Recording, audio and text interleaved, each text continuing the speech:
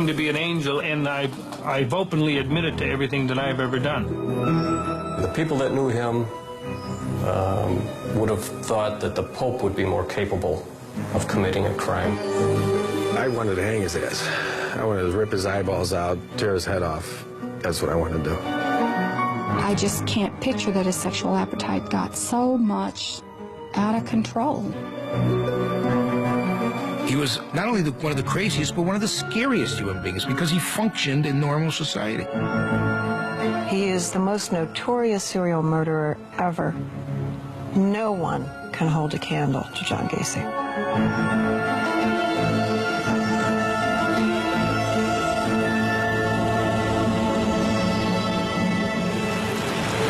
In late November 1998, Chicago police cordoned off a section of the city's northwest side. Reporters and onlookers gathered on the chance that there might be a gruesome discovery. Police had received a tip that the yard behind this picket fence had been used as a burial ground 20 years earlier by John Wayne Gacy. Investigators dug it up and found nothing at all. And yet the attention lavished on this one bad lead was a fitting postscript to the life of a man who fooled the world while he killed at least 33 people. Gacy, I'm sure, from wherever he is right now, was laughing hilariously at the people digging, or he's laughing today that they didn't dig in the right place to find something that he's left. In the Chicago winter of 1942, John and Marion Gacy awaited the birth of their second child. The young couple already had a daughter, but John longed for a son to carry on the family name. On March 17th, he got his wish when Marion gave birth to a boy. They named him John Wayne, after Marion's favorite movie star. The Gacy children, including a third child, Karen, born 2 years later, grew up in this modest bungalow in a blue-collar neighborhood. Their father, the son of Polish immigrants and a World War I veteran, worked as a machinist building control panels for utility companies. He was the breadwinner, so that's what I think he thought his respective duties were, to bring home and provide for us a home and food, but he wasn't the nurturer. Gacy Sr. was an uncompromising man who demanded obedience from his children, especially his only son. He expected Johnny to be like the other boys who played stickball, climbed trees, and fished. The father was an avid fisherman and tried to teach his son the sport, but the boy had no interest. Instead, Johnny would much rather cook with his sisters or garden with his mother. When he wanted to work on flower beds that he put in around the house, it was like, you know, the sissy thing to do. And Dad was very vocal about that.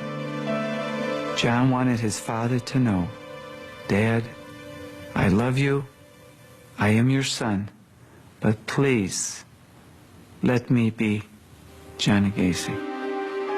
The father would often ridicule Johnny in front of his sisters and other children in the neighborhood.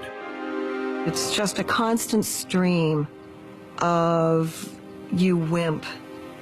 You know, you're not going to be anything. You can't do this. What are you, one of the girls? Taunts from a father toward his son can be devastating. While Johnny's father was rigid and emotionally distant, the boy developed a special bond with his mother. Mom was confident. You could go to Mom and tell her a lot of things that you couldn't talk to Dad about. And I think my dad felt threatened by that, felt like they were keeping secrets from him. Marion was a homemaker, but her husband acted as if he ran the household. The couple argued frequently about everything, from chores to child rearing. She tried so hard to keep the family together, knowing that her husband drank, and when he drank, he went into rages, and he usually turned on John. After his shift on the assembly line, Johnny's father would escape to the basement, where he would drink brandy before supper. Marion and the children would wait at the dinner table in fear and silence until he climbed the stairs drunk. If the children misbehaved, he would spank them with a razor strap. We actually learned how to toughen up against it. And John especially, he would not cry. He would not cry. And sometimes I think that made Dad angry. Johnny not only felt alienated at home, he longed to be accepted by his classmates. But a congenital heart condition prevented him from playing with the other kids. I was wrestling around with some older kids, and I passed out, and I remained unconscious for about 10 or 15 minutes. We went to the doctor, and they said I had an enlarged bottleneck heart. So I was more or less like a sickly kid.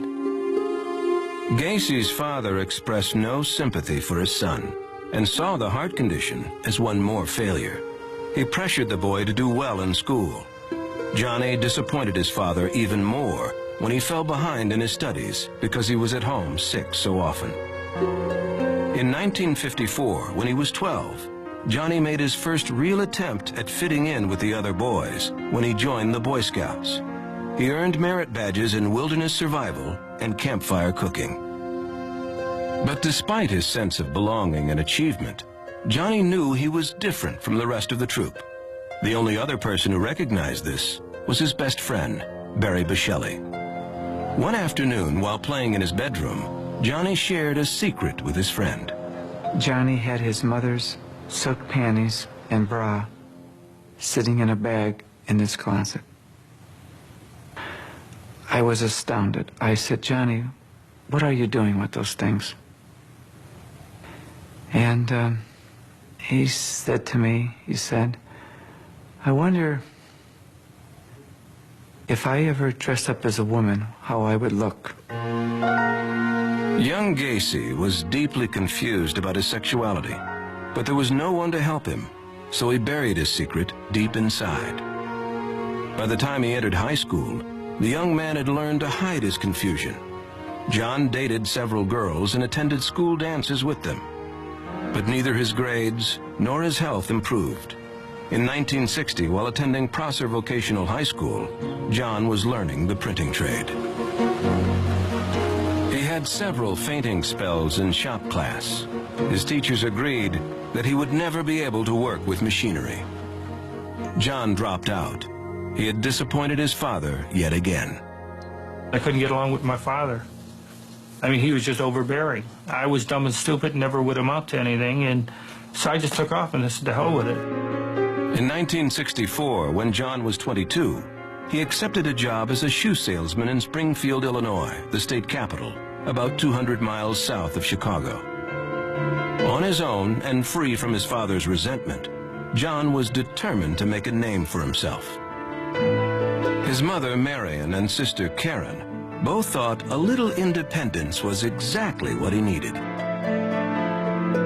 That was John's, I hate to say the word salvation, but I think that that's where he came alive. He became himself. Gacy craved acceptance and found it through volunteer work with the Junior Chamber of Commerce, better known as the JCs. Working harder than he ever did in school, Gacy organized anti-litter campaigns and booked speakers for sex education classes in the public schools. Soon, John found himself hobnobbing with politicians, including on several occasions, Illinois Governor Otto Kerner. He was always very eager to volunteer to do anything at all. Whatever came up, he was eager to do. But he also, at the same time, wanted to make sure that he got his name in the paper or some recognition of some kind. In February 1964, Gacy began dating a shy bookkeeper who worked with him at the shoe store, named Marlene Myers. Marlene's family was better off than his own, and John saw the relationship as another avenue for him to get ahead. That September, the couple married. The following year, his new wife became pregnant. They were real excited about the baby coming, and John was just really, I mean, he just gleaned the real proud father thing. You know, he just glowed. John was thrilled with the prospect of becoming a father, but the yearnings he had repressed as a boy were forcing their way back to the surface. On February 24th, 1966, while Marlene was in labor in the hospital, John was at a bar with a male coworker. We went to his house, and instead of having coffee, we had a couple more drinks, and I must have passed out. I woke up laying on his bed with no clothes on. Gacy had oral sex with the man, and the next morning felt both exhilarated and ashamed. He pretended nothing had happened. He rushed to the hospital to see his wife and his newborn son, Michael. He was such a good father when Michael was born. He was very nurturing, and he'd kiss them and he'd hold them, and he didn't learn that, I know. So it was just like a natural thing to him. John's parents came down from Chicago to meet their grandson. For the first time, John saw pride in his father's eyes. He was happy when he saw my brother settle down and get married and have a family. He was happy. It was like John reached the ultimate with that it was okay. He got through all of that, and now he's a family man. Gacy seemed to have everything he wanted: a family, a good job, and a new relationship with his father. But over the next 2 years, the real John Wayne Gacy would be revealed.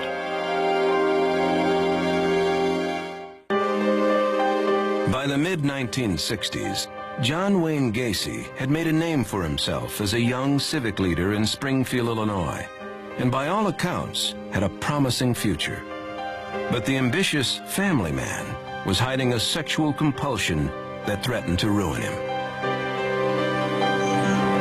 In 1966, John, his wife Marlene, and their infant son moved to Waterloo, Iowa, a small town about 100 miles north of Des Moines. John's father-in-law owned 3 Kentucky Fried Chicken restaurants in Waterloo. Business was booming, and he needed a manager. So, at 24, his son-in-law began learning the restaurant business. John loved being the boss and insisted that his employees and friends call him Colonel. He wanted to be able to control people. He loved the idea that he could tell people, this is what I want you to do. I'm the boss. John put in 16-hour days, but his commitment to the JCs never faltered. He was soon considered the most valuable new member in the Waterloo chapter.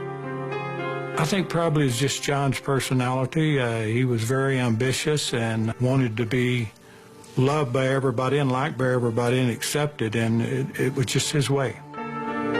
Local JC President Charles Hill was impressed with John's charm and powers of persuasion. The JCs appointed him chairman of their membership drive. And talk about a membership chairman that no holds barred. I mean, he just did everything he could do to get new members, and he did it. He did the job.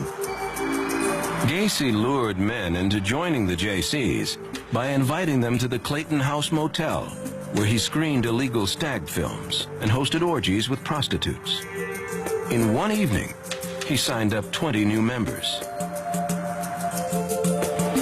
John's sexual romps also carried over into his marriage, with the full participation of his wife, Marlene. After an evening out, they would often swap spouses with other couples. When John's sister, Karen, came in from Chicago for a visit, her brother and sister-in-law revealed their little bedroom secrets. He said, sometimes we don't always go home with the same persons we came with. I really thought it was a joke, but when it came time to go home, he took somebody else home to their house. That was the first time I felt I didn't know my brother, that I didn't know him. And I definitely, you can imagine how my thoughts diminished about this sister-in-law. The Waterloo JCs knew all about John's sexual escapades, but that didn't keep him from earning enough votes to win the JC vice presidency and being honored as their Man of the Year. By 1967, he was a shoo-in for JC president and the father of another child named Christine. Yet there was a side to Gacy that his family and cronies had never seen, an insatiable lust for teenage boys. afternoon, while Marlene and the kids were away, John invited over 15-year-old Donald Voorhees, whose father was a J.C. and an Iowa State Senator. Gacy asked the teenager if he had ever watched a stag film. When he said no, John set up the projector in his basement. He got Donald drunk to lower his inhibitions, then forced himself on the boy. Young Voorhees engaged in oral sex with Gacy. Afterwards, John hinted that he had mob connections back in Chicago. He threatened the teenager and paid him $50 for his silence. The kid, over the next period of time, just was beside himself, couldn't do anything, did not go to the police right away, felt, as Gacy had said, that in fact nobody would believe him. In March 1968, the teenager finally broke down and revealed everything to his family. His parents pressed charges against Gacy, who was arrested and charged with sodomy. Well, Gacy took the charges out there terribly. He was at first very, very vigilant in his protection of himself and his family.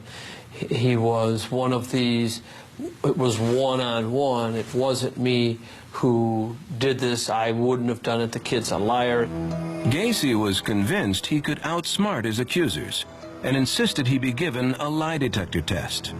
He failed. Investigators even joked that the only truthful answer came when he was asked his name. He felt that his world had crumbled. People would see him coming and they didn't want to be around him. And I think it drastically affected his personality. During the investigation, other teenage boys came forward with allegations of sexual abuse. Gacy pleaded guilty to the sodomy charge, but insisted that 15-year-old Voorhees willingly engaged in oral sex with him. This young individual made the charge at me. He claims that he was sexually abused by me. And in essence, he was blackmailing me for it. Now, what it boiled down to was oral copulation. And it was consensual. The judge didn't see it that way and gave Gacy the maximum sentence, 10 years at the state penitentiary in Anamosa. He would never see his wife Marlene or his children again. Gacy arrived at the prison in December 1968.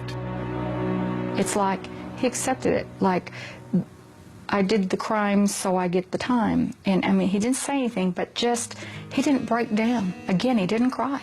He did not cry. We all cried, including my father. Even behind bars, Gacy aggressively pursued all of the social outlets available to him. He not only made friends with fellow prisoners, but he mingled with the guards, social workers, and even the warden. Within 8 months, Gacy landed a job as head cook in the prison kitchen. He loved trying out new recipes for the inmates. I can say unreservedly that the quality of the food improved dramatically. One thing John was a very, very, very fine cook. And he understood something that traditionally folks who cook in prisons don't understand. He understood the use of spices. In December 1969, a TV film crew visited the prison to shoot a segment called Christmas at Anamosa. In this rare footage, the head cook spoke with pride about the meal he was preparing for his fellow inmates. The men, with the exception of the turkey, which they get a generous proportion of, and the pumpkin pie that will be served, are allowed to take as much as they want to eat. The only requirement is that you eat what you take. After his interview, Gacy joined the prison choir in singing a carol. But this holiday season would be John's worst. Back in Chicago, his father was battling cirrhosis of the liver. On Christmas morning, John Stanley Gacy died. The news devastated his son. He was convinced that his father died of shame over his sodomy conviction. He felt like he stripped him of any dignity. He was remorseful about that, that he disappointed him in such a way that it killed him. And a lot of times we'd sit and we'd talk, and I'd say, John, you didn't. It was a disease. Dad's drinking is what created his death. Gacy's grief quickly turned to rage, which he took out on inmates he suspected were gay. One afternoon while walking back to his cell, he spotted two prisoners having oral sex. Gacy kicked one of the men in the face, then returned to his cell. There was someone who was struggling with an inner demon that did not have to do with hating homosexuals, but with being attracted to them. And John hated prison every day that he was there. After his father's death, a lot of hates, including that one, became much more powerful in his personality. On June 18th, 1970, prison officials released him on good behavior. He had served 16 months of his 10-year sentence. Gacy returned to his boyhood home, Chicago, where he began to rebuild his life. And yet, the longer Gacy kept a tight lid on his sexual urges, the closer he came to exploding.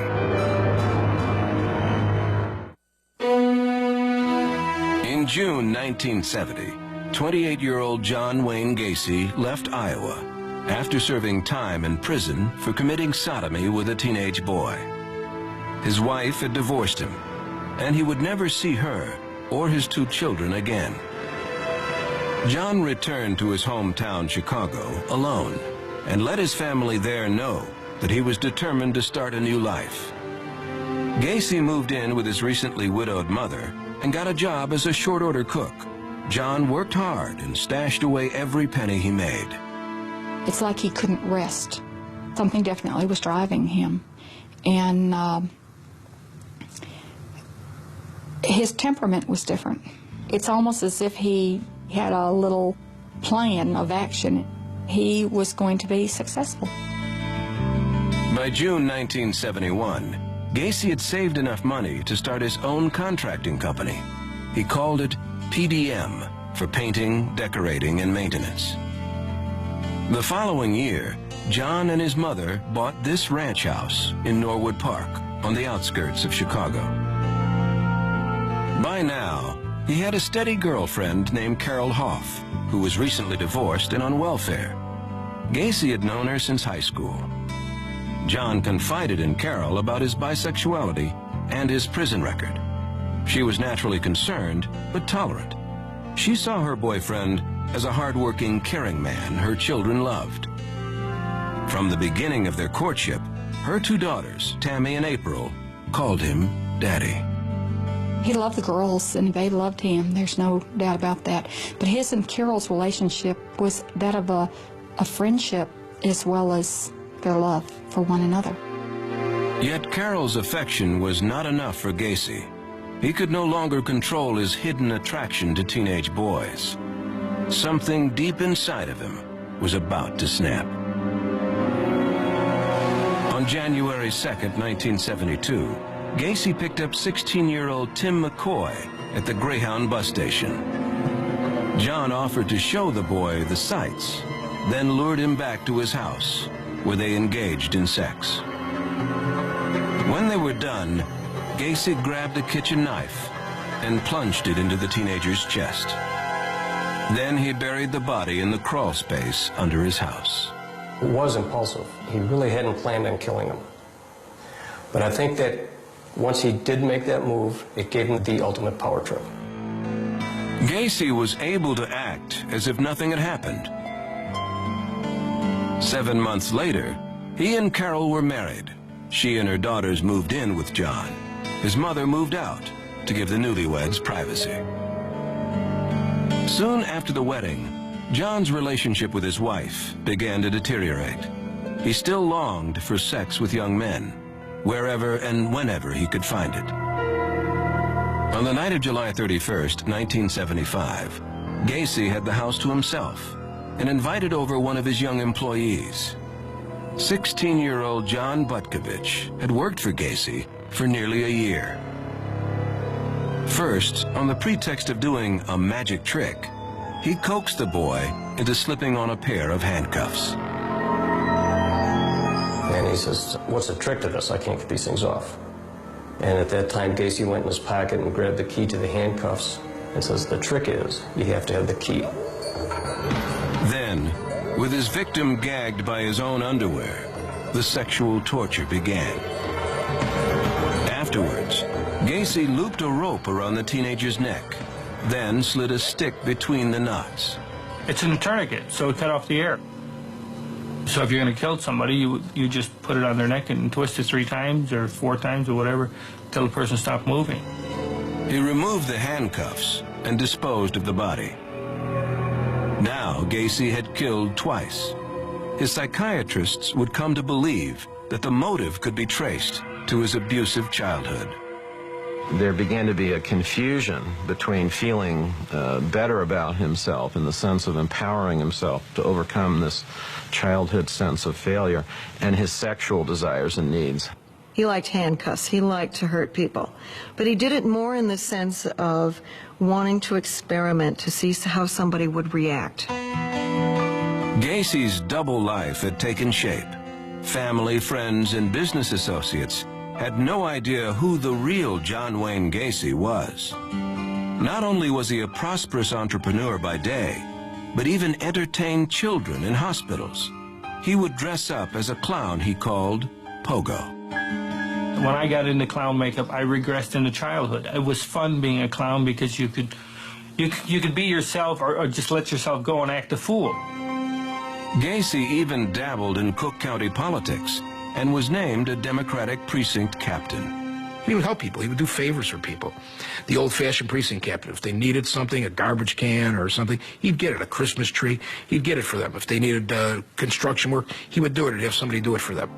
Everybody knew John Gacy, and he knew everybody in his precinct. But Gacy's hectic schedule was taking its toll on his marriage. He had stopped having sex with his wife, Carol, and they bickered constantly. One afternoon in 1975, John berated Carol for spending too much money. After 3 years of marriage with him, she filed for divorce and soon left the house with her daughters. Now single again, the 33-year-old Gacy was like a wild beast uncaged. With no wife and children to look after, he resumed his hunt for young men. Gacy would abduct teenage boys, sometimes at gunpoint, and drive them back to his suburban house, where he would rape and kill them. But he was growing tired of digging holes in his crawl space. He wanted graves readily available. Gacy hired an unsuspecting employee, David Cram, to trench for piping and instructed him to break ground only in the areas he had marked. He would lay out the trench. All right, this is where you dig, this is where you dig. Don't vary from the path. And there was also comments about the time factor. He'd come down, see how I was doing. How's it going? Are we done yet? You done being down there? Cram also rented the spare bedroom in his boss's house. He returned home one night and found Gacy drunk and dressed in his clown costume. Gacy invited Cram to join him for a drink. The men had a few Mai Tais. Then Gacy tricked Cram into the handcuffs. And he's laughing, ha, ha, ha, you know, just like a little kid. You know, and again, I'm standing there looking at a clown in a clown suit, laughing at me because I'm locked up. And he's like poking me. Does it bother you? Huh? Does that bother you? Huh? So I told him, I said, if you don't take these off, I'm going to kick your ass. The teenager then saw a side of his boss that few ever lived to tell about. It was just like a light switch went off in the middle of a conversation, in the middle of a sentence, in the middle of a thought. He just starts growling like a mad dog. Gacy lunged at Cram and swung him around the room, shouting, "I'm going to rape you." Despite the handcuffs, Cram was able to push Gacy to the ground. He somehow managed to grab the key and escape to his room. David Cram moved out. Others were not so lucky. By the end of 1977, Gacy had killed 19 young men in his home, all the while carefully maintaining his double life. In May 1978, he was back in the limelight, organizing the Polish Independence Day Parade in Chicago. The guest of honor was none other than First Lady Rosalind Carter. At a function that evening, the serial killer mingled just inches from the president's wife. By December, Gacy was committing a murder every 2 or 3 weeks. He showed no signs of stopping until an investigation into a missing youth would lead police to Gacy's front door. By 1978, 36-year-old John Wayne Gacy had sexually tortured and killed 32 young men.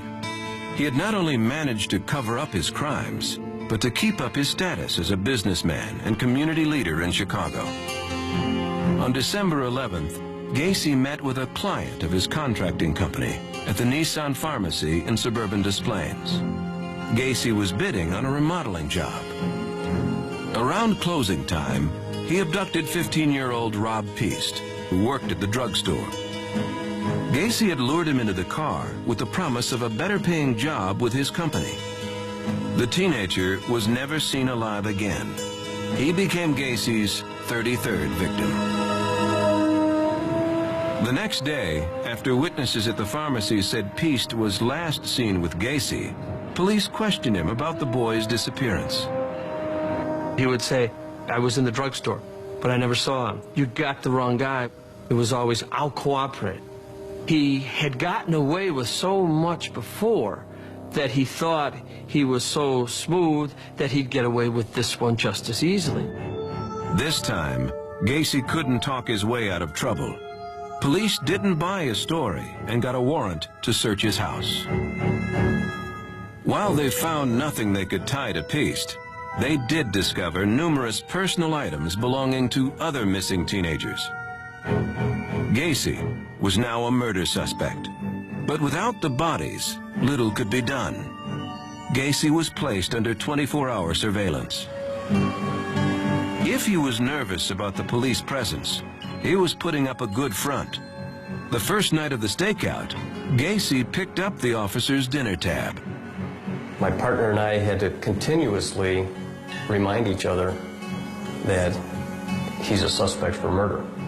I mean, he was a very likable guy, and he never really intimidated you. He wasn't the kind of guy that you'd be afraid of, but he was a hustler. Gacy even had the surveillance team over to his house for a fish dinner. When one of the officers smelled a foul odor coming from the air vents, investigators were all but convinced that the crawl space below had become Gacy's makeshift burial ground. We weren't giving up, and he could not lose the evidence. He was sitting on the evidence. And he knew we were seeking a second search warrant. So John was cornered. Gacy realized the truth about his serial killings would soon be exposed. Out of desperation, he met with his attorney for an all-night confession. And then he looked at me and said, I've been the judge, jury, and executioner of many, many people. Now I want to be my own judge, jury, and executioner. I don't want you to interfere. I'm going to tell you everything from the beginning. I kept telling him it was unbelievable, and that's why he offered to show me the crawl space.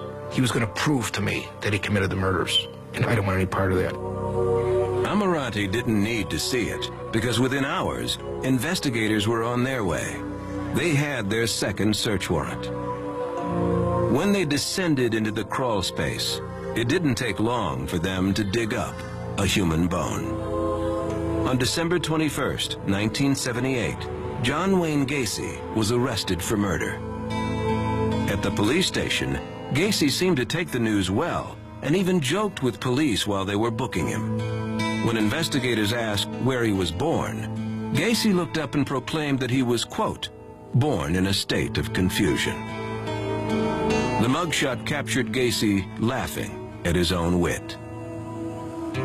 Gacy also told police that he was not responsible for his brutal acts because he was suffering from a multiple personality disorder. He knew we were going to get the rest of the bodies, and he knew we had human bones, and he knew we weren't going to stop. So now as he's backtailing, he's saying, all right, I'm nuts. Gacy's home in suburban Chicago was besieged by a fleet of officers and evidence technicians. Captured on this rare police video, the excavation of the crawl space was carried out with the precision of an archaeological dig. Piece by piece, officers lifted the remains of Gacy's victims through the floorboards and carried them out the front door. It was then that John Wayne Gacy was introduced to the world as the worst serial killer in American history. Yet Gacy seemed more concerned with the police rummaging through his home than with his criminal notoriety. He wanted to make sure his bar that had like 20-some cases of Old Milwaukee sitting around it, that he made sure that nothing was done there and that we didn't dirty his floors. Those who thought they knew him best, his own family, realized they had no idea who John Gacy was. I went into first a denial stage, and then I went into anger. And I told him how much I just hated everything that he had brought upon us. And I saw in my mother, I saw something die in her. There was never that light again. There was never that twinkle in her eye from that day forth. It was like someone put the light out, and she got rejected because of her love. And she said to me, I'm a mother. I love him. How can I stop loving him? 33 bodies were found in all. Now, John Gacy's fate for committing these hideous crimes would be determined in a Chicago courtroom. In February 1980, 37-year-old John Wayne Gacy went on trial in Chicago for the murders of 33 young men and boys. His case attracted widespread attention as people struggled to understand how anyone could be responsible for so many appalling crimes. Hoping to save Gacy's life, his attorneys entered a plea of not guilty by reason of insanity. John did not appear worried about being considered a crazed serial killer. Instead, he was afraid the public might think he was homosexual, a charge he denied. I would definitely not be homosexual. I have nothing against what they do, and I don't deny that I've engaged in sex with males, but that I'm bisexual. Gacy was no textbook criminal. Even the psychiatric experts who testified at his trial were baffled by his complex personality. He fit absolutely nowhere. No known diagnostic categories. Part of it is because we don't know what these serial murderers are. We know what they do, but we don't know what they are. The jury was not interested in figuring out who John Gacy was. On March 13, 1980, Gacy was found guilty and sentenced to death. Afterwards, he consoled his defense team and then asked to speak with his prosecutors. He congratulated them for doing a great job. He said they did what they had to do, and he respected what they did, and they did a great job, and he actually congratulated them on getting the death penalty. The serial killer was sent to death row at the Menard Correctional Center in southern Illinois. He quickly cashed in on his criminal celebrity by becoming an artist. Gacy's artwork won praise from those who appreciated the macabre image of a killer clown. In 1988, John exploited his notoriety by proclaiming his innocence. He wrote and published a book he titled A Question of Doubt. In it, he passed himself off as the 34th victim and claimed that all the bodies discovered beneath his home were planted there by his employees.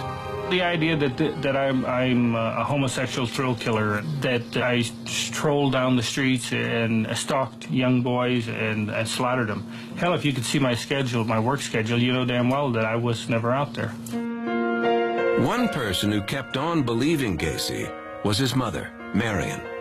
Then after a series of strokes, she lost all memory of her son and his crimes. She died in 1989. 5 years later, on May 10th, 1994, Gacy's execution date arrived. He was to die by lethal injection at the Stateville Prison in Joliet, just south of Chicago. His sister Karen was there for the final hours. I was losing a brother. I was losing someone that I loved. Of course, there was great sadness to have to part and say a final goodbye, to know that this person is not dying because they're sick. They're dying because someone's going to murder them. Hundreds gathered outside the prison walls to celebrate Gacy's execution. Supporters of the death penalty believed that if anyone should be executed, it was John Gacy. The revelers waited for the countdown. We had all leaned over, and I said, "John, have you made your peace with God?" And he said, "I have." And he said, "I love you." That was the very last thing he said, "I love you." And I told him the same thing, that I loved him. And I guess that's when it all came to a head, that this was it. At 12:40 a.m., John closed his eyes and took a deep breath before the doctor injected the needle. 18 minutes later, 52-year-old John Wayne Gacy was dead. At 3 a.m., his body was secretly transported to a nearby hospital where Dr. Helen Morrison, a forensic psychiatrist, waited to extract Gacy's brain. There are so many questions, basically, that come up. What happened prenatally? What happened in the development? What happened to the brain? Can we start doing some human experimentation? Dr. Morrison thought Gacy's brain might show signs of abnormality that could possibly explain his actions. Yet, after examining it, she found nothing. No biological evidence that shed light on Gacy's severe psychological problem, leaving the world with an enduring mystery. I believe, and continue to believe, that what we don't know about John Gacy is more vast than we will ever imagine in my lifetime or in yours. When he was good, John, he was the best of good, and he had a high drive for success. But when he was bad, he was the worst of evil, and he had a high drive for destruction. Johnny didn't even know who Johnny was. Johnny was playing a role, like on a stage. Various parts. Maybe he would have been what he wanted to be. That governor, that politician, that senator. You know, we talk here of all these things. He had the capability. None of it makes sense.